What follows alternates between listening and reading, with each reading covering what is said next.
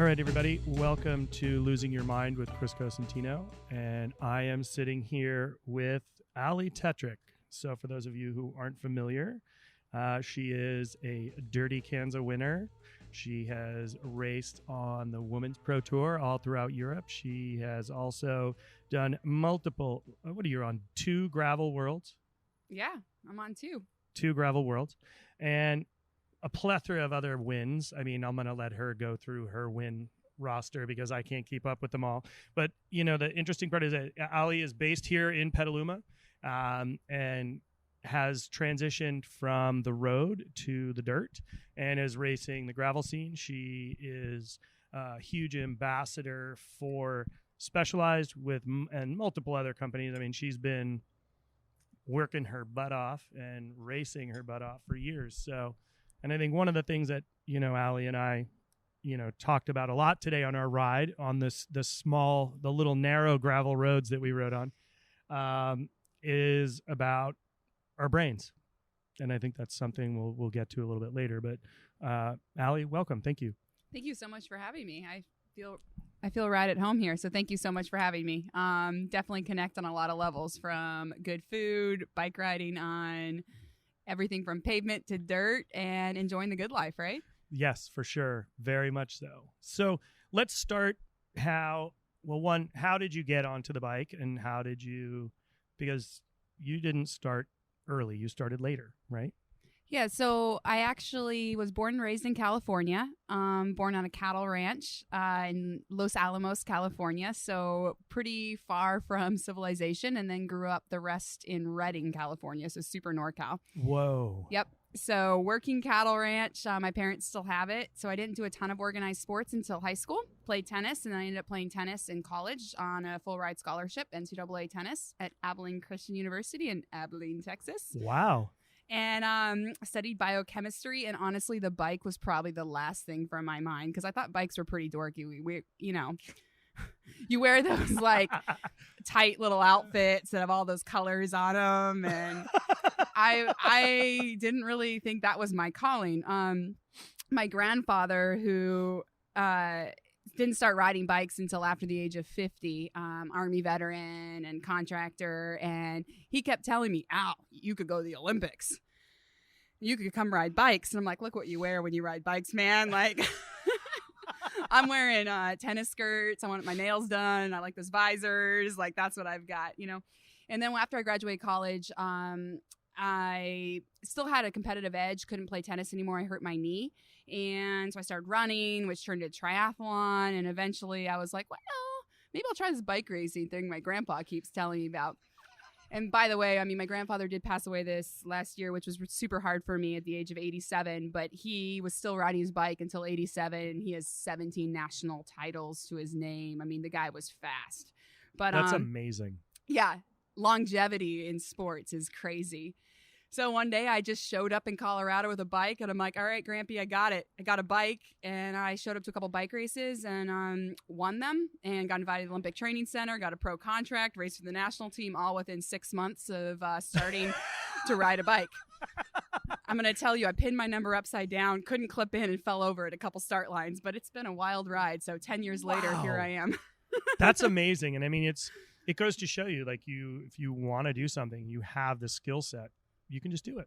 Yeah, I mean, you can go and do these things. Like, I grew up with a pretty athletic family. My dad is a really avid cyclist. My mom plays great tennis. He played football for UCLA. You know, like, we're a pretty active family. But growing up in a ranch, like, you're not doing all this organized stuff all the time. But once we got out to organize fun, and also you could just kind of set your mind to things, set goals, challenge yourself. You never know what you can accomplish.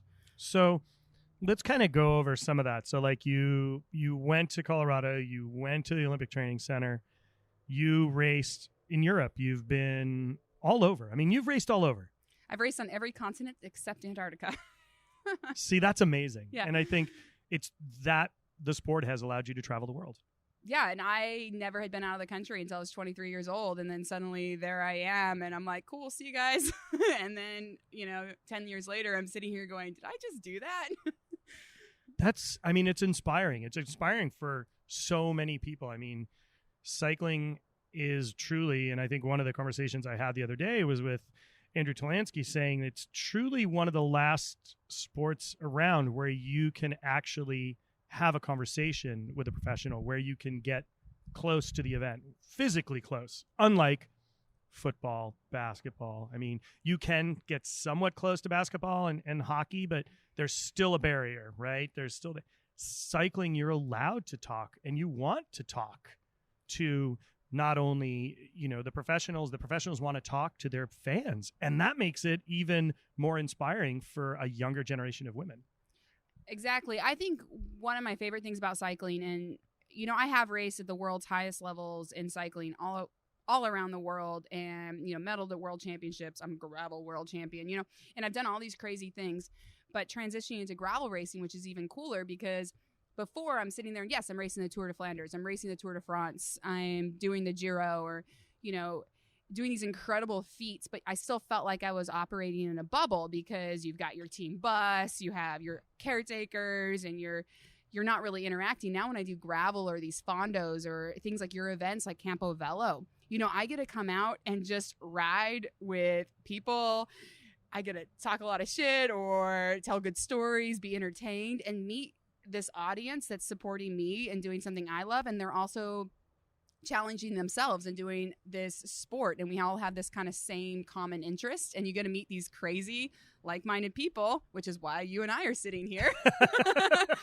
And so that's what's so cool about cycling, is in a lot of disciplines in sport, you can't always interact with people that are in different levels. But in cycling, like, I can go on an easy ride with somebody that, yes, I'm a professional, I'm very fast. I really enjoy easy rides with people with good conversation, get some coffee, pastry, glass of wine after, and still hang out and enjoy the day. Or go ride 206 miles of Dirty Kansas. It might take me 8 hours faster than it takes somebody else, but honestly, we did the same adventure, and that's super cool about the sport, to kind of unite this passion we have to push our limits, and whatever those limits are.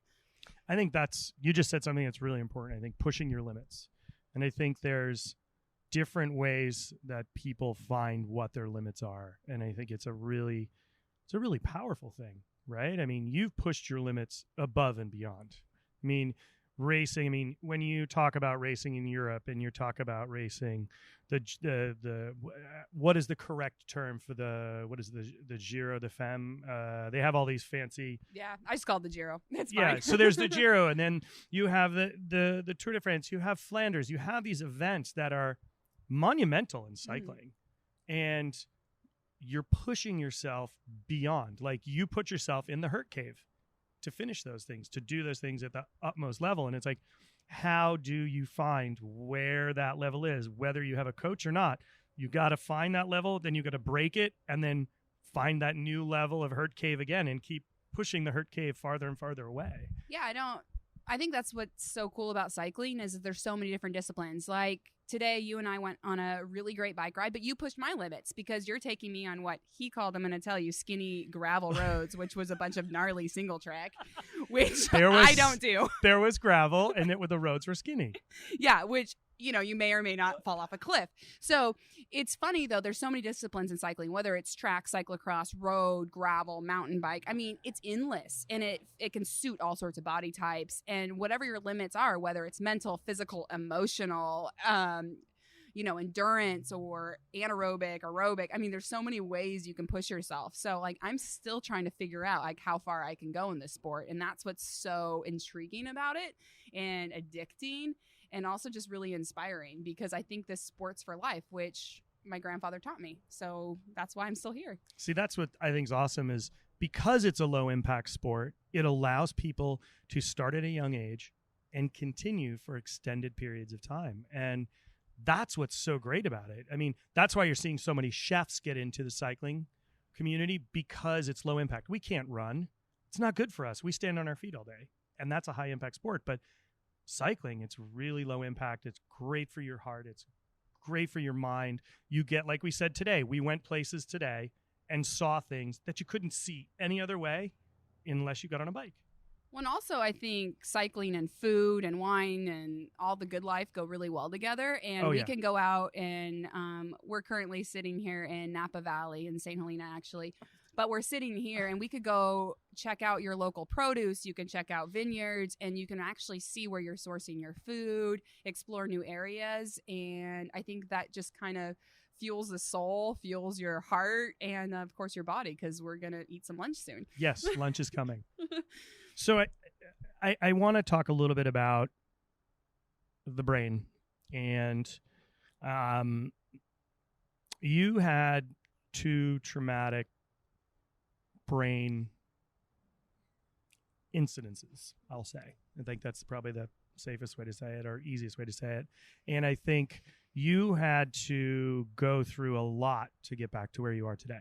And I think we talked a lot about that on our ride today, and, you know, the rife of dealing with perception versus reality of what, you know, those things are and how people perceive them from the outside, how they're afraid to talk to you about it, or they don't know how to deal with it. And I think it's really important that if you feel comfortable about sharing that experience, because when I read the article where you were interviewed in Bicycling, it was really, for me, it was really great because, you know, I have my own issues that I deal with, and you created a lot of tools for yourself to succeed again on your terms, right?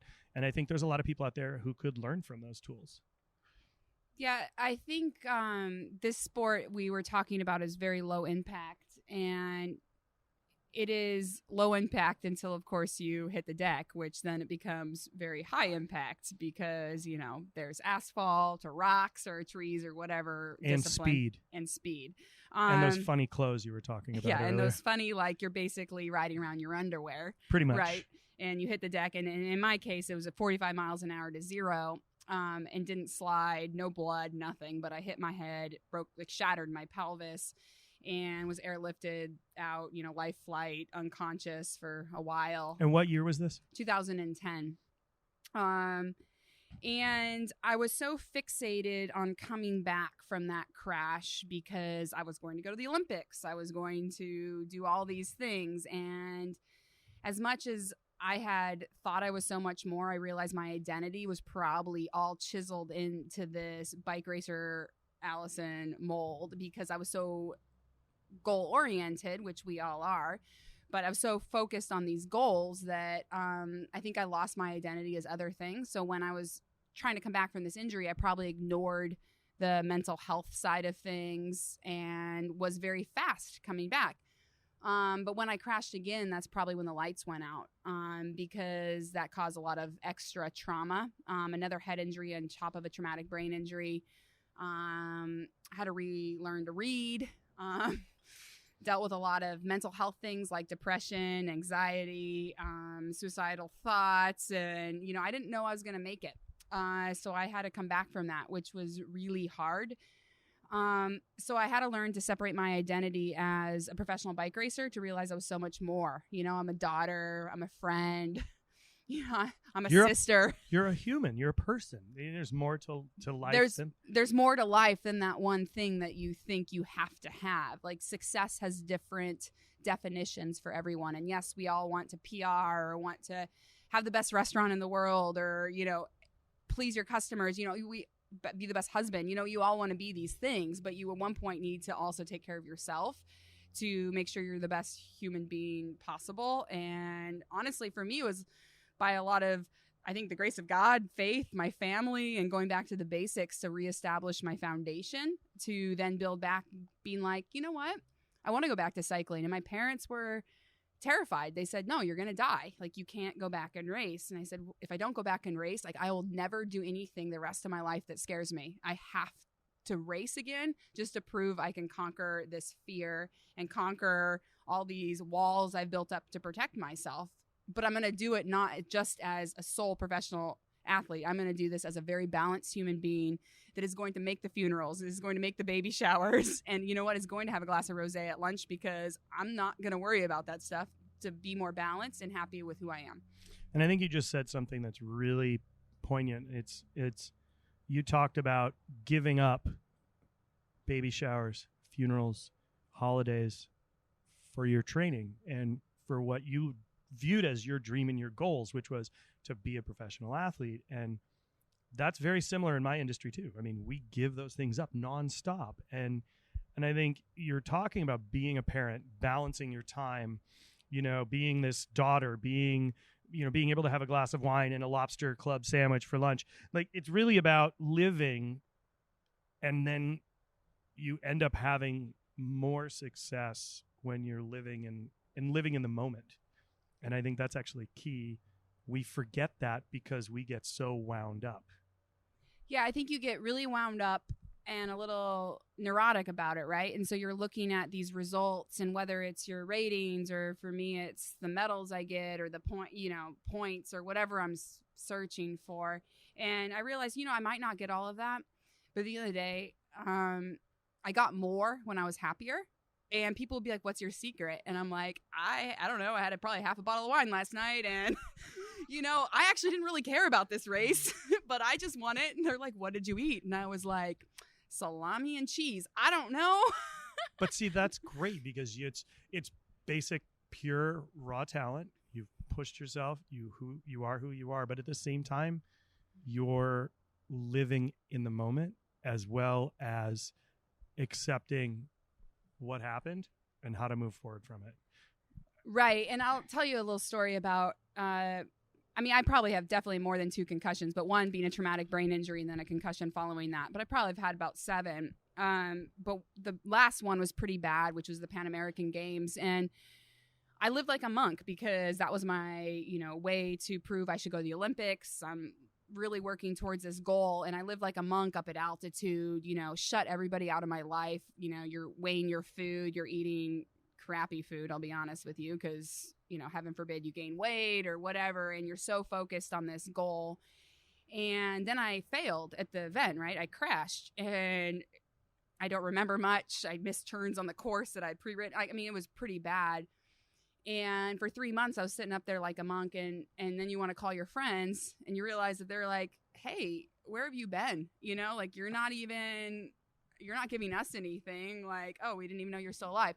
So I realized, though, I don't want to do that again, because that comes at a cost. Like, I would rather enjoy life, and maybe you do take sacrifice. Then you may be not always at peak performance, but there's a way to balance that and still be a good human being and be all these good things that we're talking about, and still pursue those goals at the highest level. I really do believe that.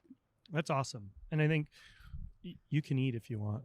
Oh, it's okay. I will probably have a bite, but I'll probably chew in the microphone. So I think one of the things that's really, like, you created some tools to relearn things that we take for granted, right? It's something that when the accident happened, you take it for granted until it's not there in front of you, right? Like, you can't do it. And I think that's really, reading the bicycling, it shook me pretty hard, because, like, you don't realize how fragile that material between ear to ear really is if you move it around too much. And reading that, there was some certain things that really stood out for me. You talking about being in your home, getting lost. Like, that's, to me, that right there, like, it shook me so hard that you could get lost in your own home. Like, that, I don't think people realize, like, how serious of an injury you really had. Yeah, I think that's the hard part about head injuries and just overall mental health, is that if you had crashed today and broke your collarbone or whatever, everyone would be so worried that your bone's broken, and you can watch it fuse and the fuzzy bone heal. But you hit your head today or tomorrow or whenever, or you have just a mental health issue, and people, they check on you at first when you admit it, but give them a couple months, they forget, because you look normal and you're successful and you're still going through the motions, and you're like, crap, like, I don't know where I am. I've got numb lips. I am being aggressive. I'm paranoid, or, depressed, or, all these things that you could have. And people then forget to check on mental health again, because it's not visible. It's not like your arms in a sling or your legs in a cast. That's so true. And I think it's such a forgotten thing. How many events have you been to where people are like, "Man, this scar, I hit the deck. this crit, or man, you should have seen, look at this road rash markings. This is from this. Nobody says, oh yeah, I have anxiety and depression issues. You don't hear anybody like showing that off.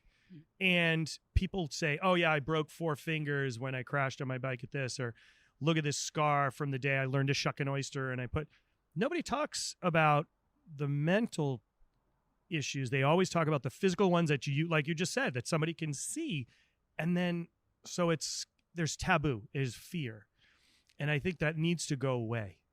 I think that's why people need to talk about these vulnerabilities more, is because, I couldn't walk for a couple months, which was super traumatic. And everyone was like, oh my goodness, when can you walk? When can you ride? And that's why, just like what you do in your industry, you're like, okay, when can I get back? When can I open that next restaurant? What's my new dish? Or where am I going to source the next truffles from? You don't know that stuff. And it's the same thing. It's like, when can you go and win a race again? But then I lined up to the race and I remember being so angry because they're like, hey, you're back. And I'm like, yeah, I'm also on antidepressants. I'm super pissed. And you're not even asking me how my head is right now. And you know what? I'm angry that no one cares. And they're like, hey, you look like you've gained a couple pounds. And I want to be like, do you know that I am just lucky to be alive right now? Like, do you know what it took me to get to this start line? I might not win this race. And I actually guarantee you I won't win this race. But I went through hell and back to get to this start line. And I feel like I need a round of applause for that. Yet no one's going to give it to you. No, because that whole idea of the concept of mental in most people's minds isn't a big fixture. It isn't something that's as important to people. So their biggest concern is physical, like you said. Mm-hmm. Mental is pushed aside because they can't see it. They can't see it, but they're probably going through it too. So I think the more you talk about it is the better, which is why I'm so excited to be here today. Because, I feel like cycling has introduced me to this whole tribe of like-minded people, and even crazy as we are, and even more so in this gravel or kind of more adventure scene that I've been partaking in, is because now we're all just trying to find the next challenge, adventure, and then also just finding health and balance through it, which I think is super cool. It is. And I think that's the biggest thing, is really like pushing, like, we talked about the fact that I signed up for Dirty Kansas, right? And I'm going to race DK 200, and, I'm going to pick your brain and Yuri's brain and everybody else's brain about it. I do know what do they call it? The mud stick. I learned the mud stick trick. Oh, you might need to teach me that. That's Yuri's trick. He said, bring a paint mixer stick. He said you cut it down and you use it to scrape the mud off if it's a mud year. If you don't need to carry it if it doesn't rain. But I'm not there to race to win. I'm there to race myself. I'm racing against my own demons in me. I'm not racing against anybody that's putting their foot on the line. I want to go out there and have a good time and really see what I still have in me. And I'll push my own limits, but also you'll be out there. Yuri will be out there. Ted will be out there. It's going to be fun. I mean, how many people show up? Like 1,000? 2,000. Oh, God. That'll be a lot of folks. But it'll be cool because, you ride with different people, you talk to different people, and they're like-minded in that they all are looking for an adventure and to find who they are within that experience. And that's all I want to do. And I mean, it's like we talked about today on the ride. Look, I have my own demons. I deal with anxiety and depression. I call myself crazy, and people get upset by that I say that, but I'm comfortable with that term. Like, I'm fine. I go to crazy school once a week. That's also known as therapy. Or I take crazy pills. It's like I need to because I don't have a choice. I have a chemical imbalance in my body, and I'm okay with it. It took me a long time to be okay with it. And I think it's a hard thing. The brain is something that it's scary. We don't understand it. We still don't know enough about it. All we know is that it makes everything else work. Like, I don't know. I mean, I know how to cook calves' brains, but I sure don't know anything about what goes on in our heads other than my body doesn't make the chemicals that I need to function normal. But, you knocked your noggin a bunch of times. That means everything inside got rattled around and it's changed. Yeah, and I still fight that every day. People are like, well, how's your head? I'm like, well, it's a daily battle, actually. It is. We were talking about that today. I mean, heaven forbid I date a guy that drives a sports car, because I'll get symptomatic and I'm like, dude, you're giving me a concussion, drop me off. And that's a thing. Like, you have trigger things that set off because of the trauma. So you mentioned like flashing lights. So you're definitely not going to the rave. No raves, no movies with like that flashing violence. Like, that's. Yeah. So, I mean, know, but you know what's going to trigger you. I mean, for me, it could be something as simple as I start off my day and I stub my toe so bad that it just starts a downward effect.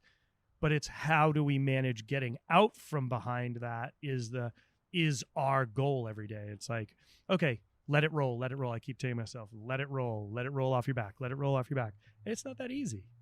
I think it's really important to have a good support team around you. I mean, you have a very strong family. I mean, I rely on my family a lot because I feel like I've trusted some of the wrong people in my recovery process, and it's like blood in the water, right? You show a little vulnerability, oh yeah, and you have the wrong people offering you to help, It's pretty interesting. Mm-hmm. And you find out when it comes to light and you admit something's wrong, it really shows you who your true friends are, because they either stand by you and understand and help, or they run to the hills because they're scared because they don't understand the situation and they don't understand how to handle it or deal with it. And I think that's the bigger picture. People, if they don't understand, they have to say something. I don't understand. They can't just vanish. Yeah. And it's scary. I mean, because everyone deals with their own demons, or their own insecurities and all of that. So it's just, I think, making it a better conversation. And also it comes at a cost, you have to show your vulnerability a bit. And for a while, initially I had a couple articles that were supposed to come out and I wasn't ready for them to come out because I was racing these high level pro, world tour events. And if I say that, X, Y, and Z scares me, which is kind of obvious that they scare me if you know me, but you don't want to show your vulnerabilities to someone you're trying to beat, like they'll use it against you. I had somebody throw me into a gutter and be like, I know you don't like this. And I'm like, you're right. And now I'll never see you again because I am terrified.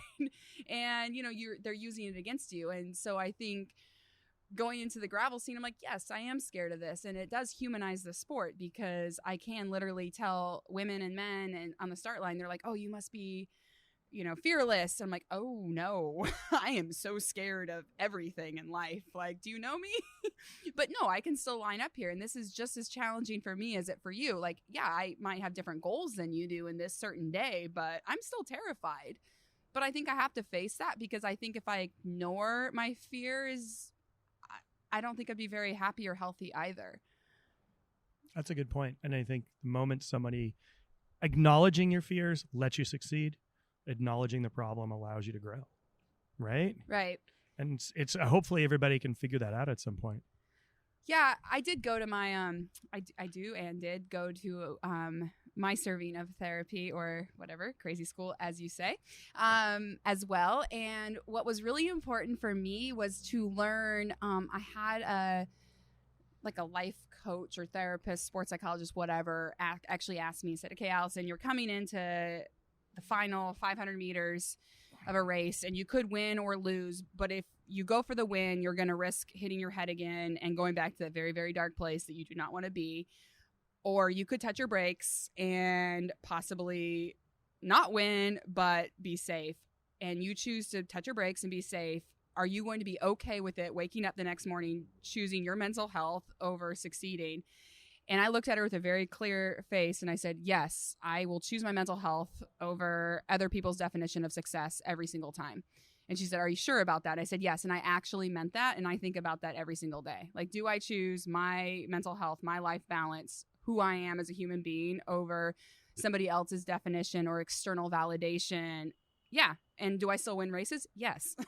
But I think you don't need validation from the outside. You've won pretty much. Let's be frank. You fucking won everything. That you've won so much. You don't have to prove anything to anyone. The only person you should be proving to is yourself at this point for fun. Yeah. And I think that's what you and I were talking about today. Like, we had a great ride. Like, maybe you went faster with a bunch of guys yesterday. And I'm like, hey, by the way, I'm going to tiptoe a little bit. And you maybe had to babysit me a hair. and that was fine. Like, we had fun. I wasn't on the rivet today, so it was really nice. Yesterday I was on the rivet. Like, you had me right on the edge. Yeah. And it was, today was fun. I mean, it's like you can stop, you can look. It was warmer today than yesterday, which made it really nice, really comfortable. But the views were stunning. There was mushroom. I could see chanterelles. I saw some porcini out there. The mustard flowers are stunning. And that's what makes it fun, is we can talk about things, look at the bigger picture, and really like enjoy the ride. As much as it was slower today, I did my own, thanks Adam for making me do my efforts. I did my efforts, all 5 of them, and all my things. The climbs were long, but those are part of it. And I think if you do it in a way that's comfortable with people, it doesn't affect the ride. It doesn't make it awkward, and it's fun. Like, I had a blast. I had a blast yesterday, and I had a blast today. Yesterday, it was a little more, my hands were freezing cold, and today it literally feels like it's 90 degrees out. It's not that so nice outside.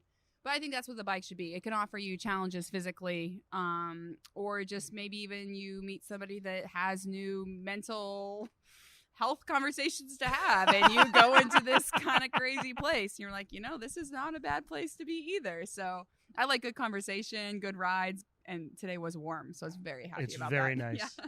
So let's veer off into the fun part of your racing, and what was your favorite race that you participated in Europe, and what was the favorite part about it? My favorite race in Europe was Flanders. It's the Tour of frickin' Flanders, right? It's this icon in cycling. And I'm sure people do this in the chef world as well. But I feel like cycling sometimes, they like to exaggerate and build these things up on this pedestal for so long and be like, oh, have you ever made, I don't know, whatever is the hardest thing to make. There's a lot of hard things to make. And well, it's like that in Flanders. They'd be like, you need to work on X, Y, and Z because you know how hard Flanders is. And I went to Flanders. And I had the teammate, and she, had a Spanish teammate, but she had a lot of explicitives but she was like, we're at the Flanders, And so she goes, it's the best race in the world. It's the best race in the world. And so all day I had that in my head. I didn't win the thing. I just made the front group. And I was like, it's not that hard. This is so fun. Like, it's so fun. And you smell beer and brats the whole time. You get a bunch of crazy Belgian guys, like with flags in your face. We stole a flag on the way home. I still have it in my house. Really? It was my birthday. And I'm racing Flanders on my birthday. And at the end, my mechanic goes, Principessa, I have you this flag. And the whole team signed it. And, those cobble climbs are really hard. They're slippery. Everyone's telling me all the rules. Like, don't get out of the saddle. You have to stay seated. It turns out, like, I'm not super small. And these climber girls are just going backwards. And I'm like, is this climb hard?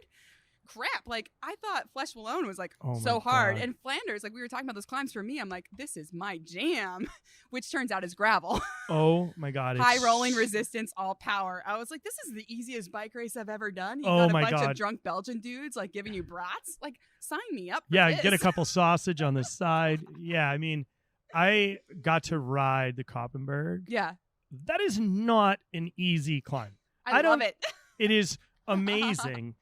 But if you don't come into it with a bit of, momentum, you're hosed. Yeah. Right? Like, it is nonstop. But you're just bouncing around. And but to have, like, I rode it by myself. Like, I was with Terry, and we rode it. So there was 2 of us on the road. It's not like there's a cluster of people, and then you've got all these folks on the side of the road screaming and yelling, cheering. I mean, you're deafening noise from bells, right? Yeah.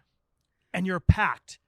Like, you're like sardines in a can climbing up a road, which to me is completely daunting.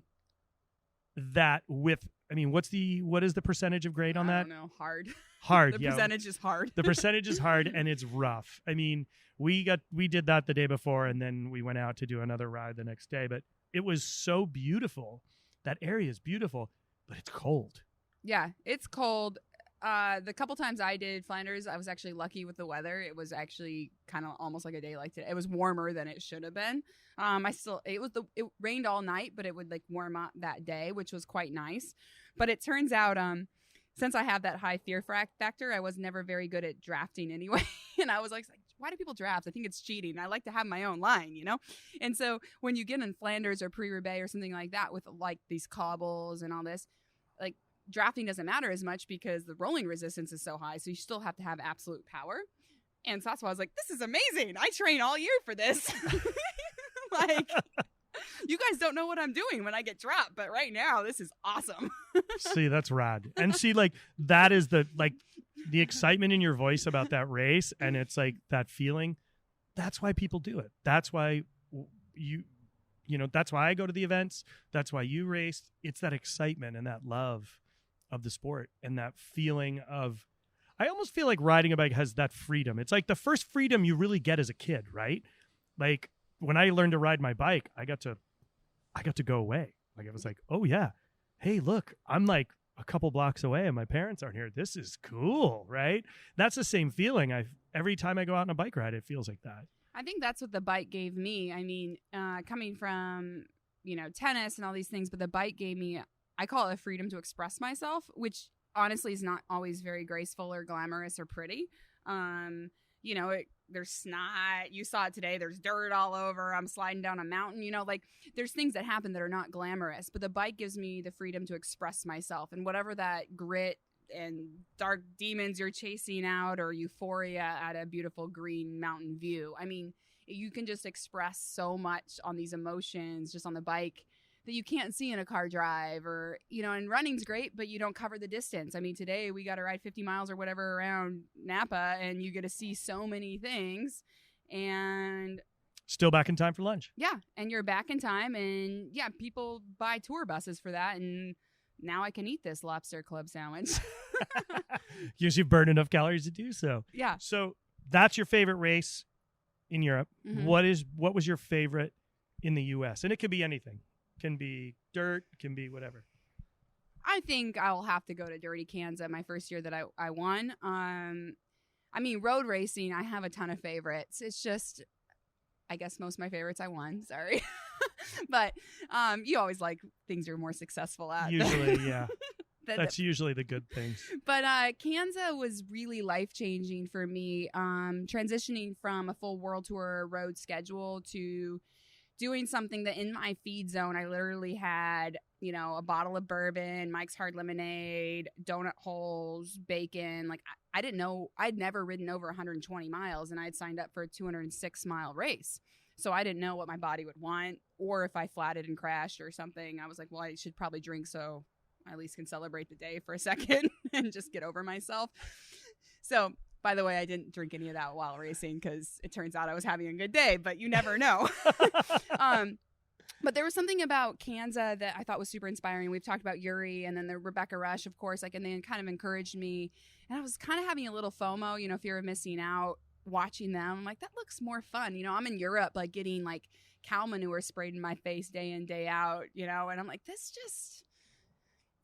And they're looking like they're having so much fun, just like riding gravel and hanging out with people. Like, that looks like more fun than what I'm doing.